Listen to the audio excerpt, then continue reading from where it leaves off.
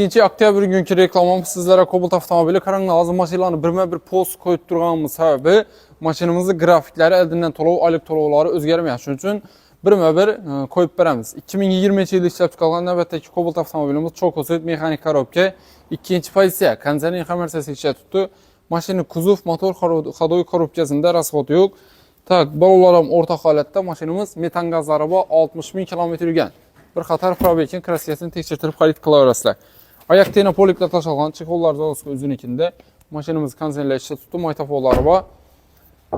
Tak, şumka yok. Narxına geleden olmasak, maşinimiz özün tan narxını 120 milyonda koğanımız eldinden 25 milyon son bersengizde adlarınızı ötürüp, nomeri takıp, geri bakıp, soğurta pullarını tölüp, başka rasot kılmışsa 25 milyonun içinde hemen xaracatı bitip getedi.